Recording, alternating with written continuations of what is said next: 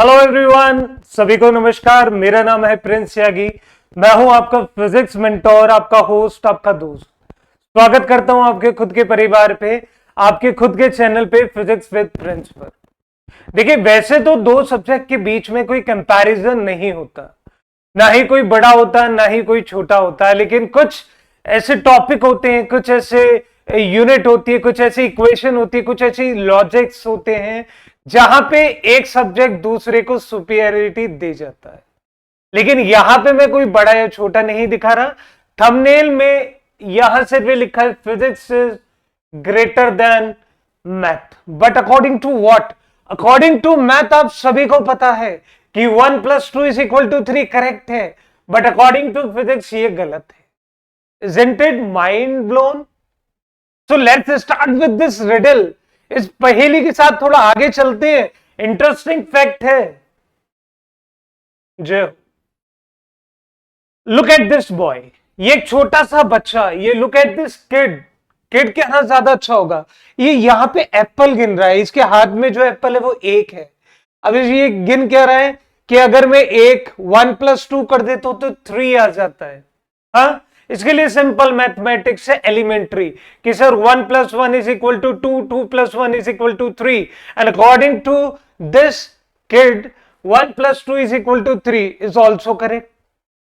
Next, अगर मैं आपसे कहूं कि 1 newton plus 2 newton is equal to 3, this is also correct. Sir physics कैसे ठीक हो गई? फिर बात करते हैं। देखिए, what if I told you 1+2 is not equal to 3, कि 1+2 3 के बराबर नहीं है, या फिर मैं कहूं कि 2+3 इज नॉट इक्वल टू 5, या मैं कहता हूं कि 3 और 4 को जोड़ने पे 7 नहीं आएगा, या 1 और 1 को जोड़ने पे 2 नहीं आएगा।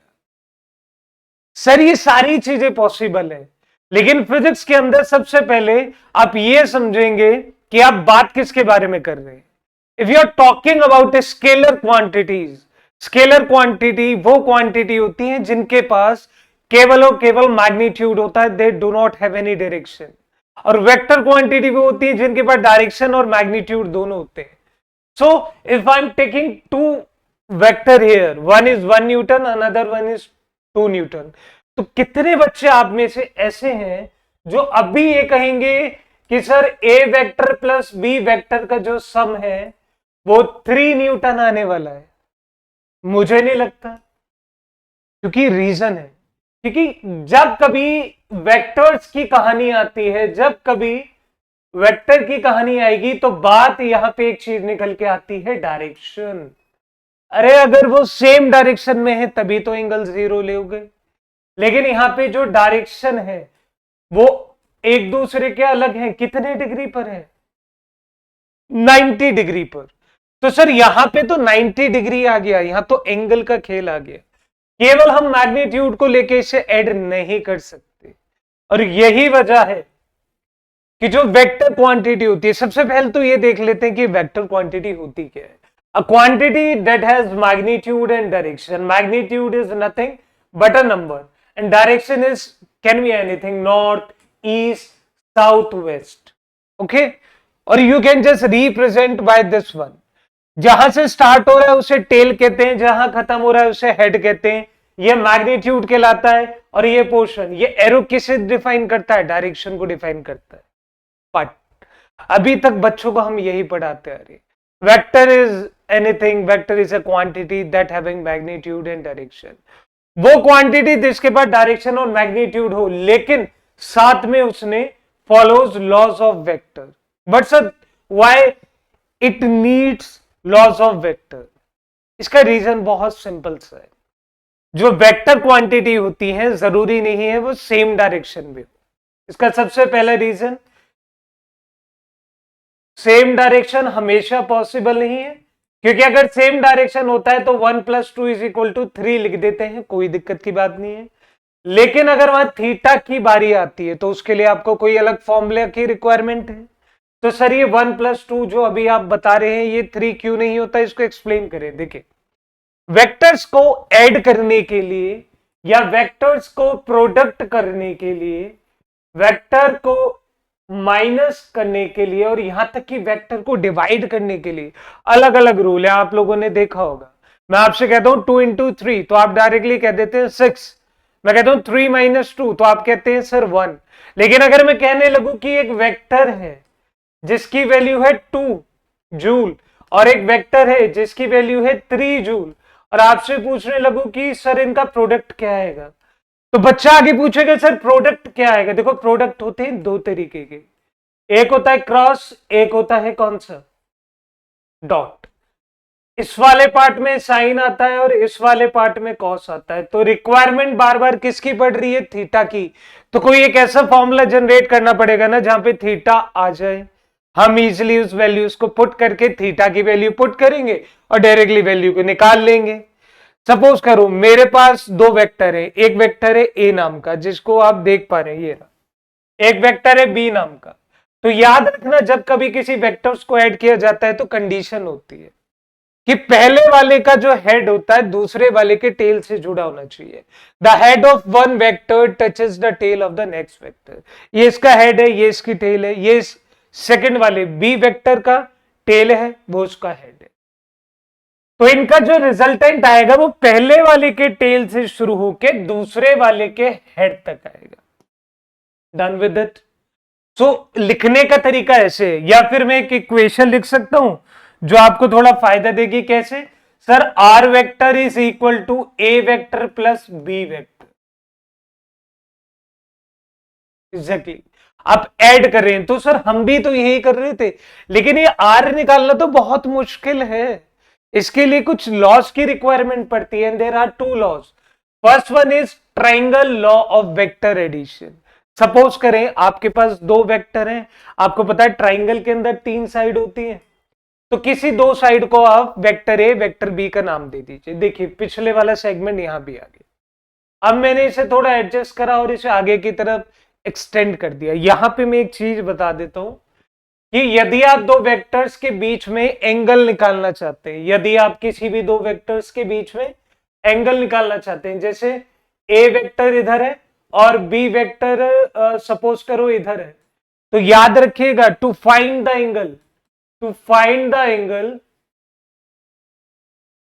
आपको इनका टेल टच कराना पड़ेगा, टेल टू बी टच्ड। मतलब सर ये वाले को थोड़ा आगे सरका के ले जाना पड़ेगा। मतलब अगर ये 60 डिग्री है तो इन दोनों के बीच में एंगल कितना हुआ, 30 डिग्री। तो आप ध्यान से देखें, जब आप इस इक्वेशन को देखते हैं तो मैंने इसे एक्सटेंड करा। अब सपोज करो इसे बोलते एक्स, इसे बोलते वाई, इसे बोलते जेड और इसे बोलते E. Let it be theta degree angle. ये थीटा डिग्री एंगल किस किस के बीच में है, ये थीटा है ए के बीच में और बी के बीच में। यहां पे मान लो रिजल्टेंट है, ये मेरा रिजल्टेंट है जो पहले वाले के साथ जुड़ा हुआ है, ये अल्फा डिग्री एंगल पर है। अगर अब मैं यहां से देखूं तो मुझे एक बात बिल्कुल क्लैरिटी के साथ पता है कि अगर ये वाला मेरा बी है तो इस पोर्शन को मैं कह सकता हूं बी कॉस थीटा और इस वाले पोर्शन को मैं कह सकता हूं B sine theta. Done with it, B cos theta B sine theta. तो आप देखिए in triangle Y E Z, मतलब कौन सा ट्राइंगल, वाई ई जेड। तो मैं ध्यान से देख पा रहा हूं कि वाई ई का whole square is equal to E Z का होल स्क्वायर प्लस कितना, वाई जेड का होल स्क्वायर। अब वाई जेड बनता कैसे, वाई एक्स से, एक्स जेड से। तो वाई ई तो आपको निकालना है, ये वो आर की वैल्यू है जो आप लोग निकाल पा रहे थे। ई जेड कितना है सर, ई जेड गिवन है B square sine square theta और प्लस आता है कौन, प्लस यहां पे आता है, देखो ये आता है छोटा ए मान लो बड़ा ए मान लो, वो तुम्हारी मर्जी है, A plus B cos theta का होल स्क्वायर। इस वैल्यू को ओपन करेंगे तो यहां पे लिखा है R square is equal to B square sine square theta plus A square plus B square cos square theta plus 2ab cos theta. अब जितने भी मैथमेटिक्स में अच्छे हैं उन सबको पता है कि साइन स्क्वायर थीटा और कॉस स्क्वायर थीटा, इन दोनों के बीच में क्या रिलेशन है।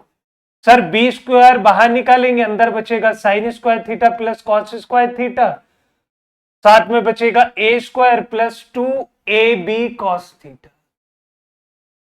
तो अल्टीमेटली जो मेरी आर की वैल्यू वो कितनी आने वाली है, ध्यान से देखो, ये वैल्यू कितनी हो गई, 1 हो गई। तो वैल्यू आई a square plus B square plus 2ab cos theta.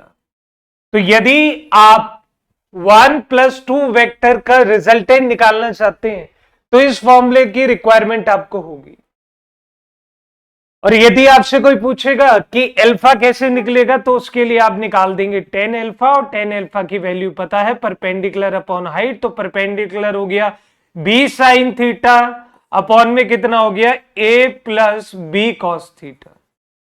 So from here we can infer that alpha की वैल्यू हम किसी रिजल्टेंट के साथ भी निकाल सकते हैं और इजीली उसका डायरेक्शन पता कर सकते हैं।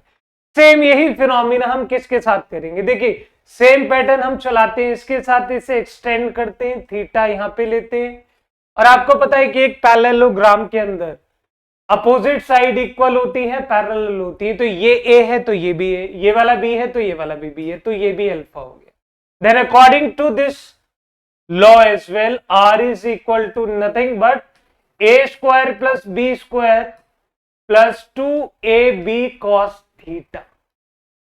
Is it comfortable? Done?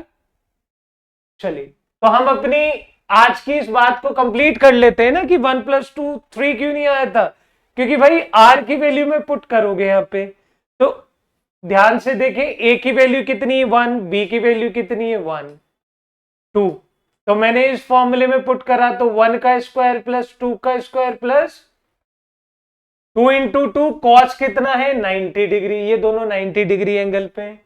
भाई ये कट जाएगा क्योंकि cos 90 0 होती है, r की वैल्यू कितनी आ गई √5 Newton. Hence we can say that 1+2 is always greater than 3. Done with it? या मैं कह सकता हूं is not equal to 3, less than होगा वैसे। फॉर एग्जाम्पल जैसे हमारे नीट आईआईटी के अंदर क्वेश्चंस आते हैं, आप ये देखिए इस क्वेश्चन को अगर आप ध्यान से देखें तो ये क्वेश्चन कहता क्या है, कहता है रेन फॉलिंग डाउनवर्ड्स। तो रेन फॉलिंग डाउनवर्ड्स मतलब रेन आ रही है नीचे की तरफ 10 मीटर पर सेकेंड। तो सपोज करो ये -j कैप वैल्यू अगर ये ओरिजिन से स्टार्ट हुआ है और बॉडी जा रही है आगे की तरफ, मतलब 6 i कैप है मीटर पर सेकेंड। तो वेलोसिटी ऑफ रेन इतनी गिवन है, वेलोसिटी ऑफ मैन इतनी गिवन है। आपसे पूछा अम्ब्रेला कैसे पकड़े, तो आ जाओ इस तरीके के क्वेश्चंस को सॉल्व करने का मेथड ही ये है। रिजल्टेंट ये रहा VR माइनस VM, तो वैल्यू पुट करेंगे कितनी -10j कैप -6i कैप। और जब ध्यान से देखेंगे तो देखो क्या बन रहा है, दोनों के बीच में अगर वैल्यू निकालनी चाहते हो, इस पॉइंट को देखना चाहते हो, तो देखो ये वैल्यू नीचे आई 10, ये वैल्यू इधर गई 6, मतलब -6 -10। अब अकॉर्डिंग टू दिस फॉर्मूला देखे उसे छोड़ दीजिए, तो अगर आप tan थीटा निकालना चाहते हो तो बहुत इजीली निकल सकता है। ये रहा थीटा ही तो निकालना था, मैंने निकाल लिया। अब थीटा पकड़वा के निकलवाना चाहते हो तो tan theta is equal to कितना P अपॉन B, और P की वैल्यू कितनी है 6 और B की वैल्यू कितनी है 10, तो वैल्यू आ गई 3/5। तो यहां से थीटा की वैल्यू कितनी आ रही है, थीटा की वैल्यू आ रही है tan इनवर्स 3/5। तो आप अगर अम्ब्रेला को इस एंगल पे पकड़ते हैं तो फॉर श्योर आप इजीली बारिश से बच सकते हैं। तो आप कमेंट बॉक्स में अब मुझे नेक्स्ट टॉपिक के लिए बताना कि ऐसा क्या माइंड ब्लोइंग आइडिया आपके दिमाग में आ रहा है, या आप क्या इससे रिलेटेड पूछना चाहते हैं, और जो भी मेरे दिमाग में चीजें आती रहेंगी as a inspiration to you और to the IIT NEET students, मैं आपके साथ शेयर करता रहूंगा। Thanks for watching, please share subscribe to needy once only. Thank you so much.